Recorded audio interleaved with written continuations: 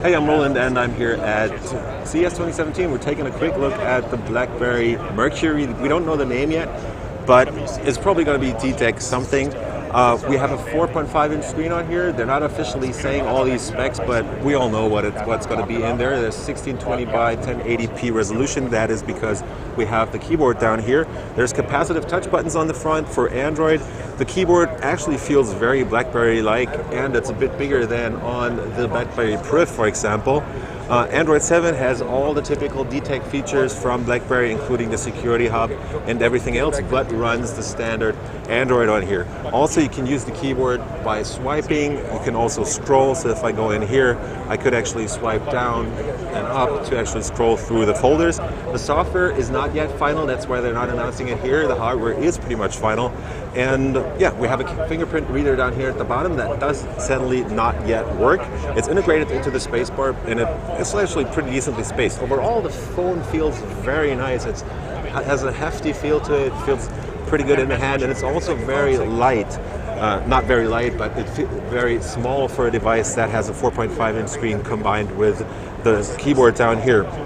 We have an 8-megapixel camera up here, plus your earpiece. There's a notification LED, and right next to that should be a sensor cluster.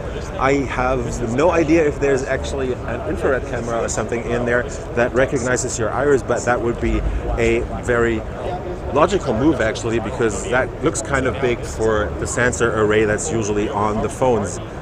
Looking at the software, you'll see that there's a bunch of kinks in here, so you have all these settings. There's a manual mode in here, but the software isn't yet final, so this is why there is a bunch of spaces where there is differences in the software that doesn't fully work in all small details yet. Let's just open that website, open another thing, open the view alarms, and then you'll see you have this new or the same multitasking menu as on the other BlackBerry Android devices, where stuff is sorted by importance and after when you opened, or according to when you opened these apps. The whole device is made out of aluminum. It feels very well, very sturdy. You have these antenna lines back here. There's a volume rocker up here that feels a bit wobbly.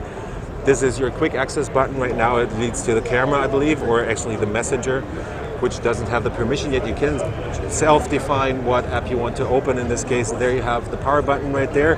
And on the back we have this plastic cover that is rubberized, kind of. It attracts a bunch of fingerprints, but that's because my hands are kind of sweaty right now. We have a 16-megapixel camera up here, I believe. I don't know the exact specs yet, as all of this will be announced at MWC. You also get those two LED lights up here, and at the bottom you'll end up with your USB Type-C port. There's 3 gigs of RAM and 32 gigs of flash storage. You can insert a micro SD card to extend the storage, and the USB-C port is certainly used to quick charge the battery that's going to be in here, which is probably going to be pretty massive, because if you look from the side, you can see that the device is pretty thick for what it is in this form factor. So yeah, that's just been a very, very quick and dirty look at the BlackBerry Mercury, which is probably going to be called the D-Tech 40, D-Tech 70. We just don't know yet, as TCL is not yet communicating all this.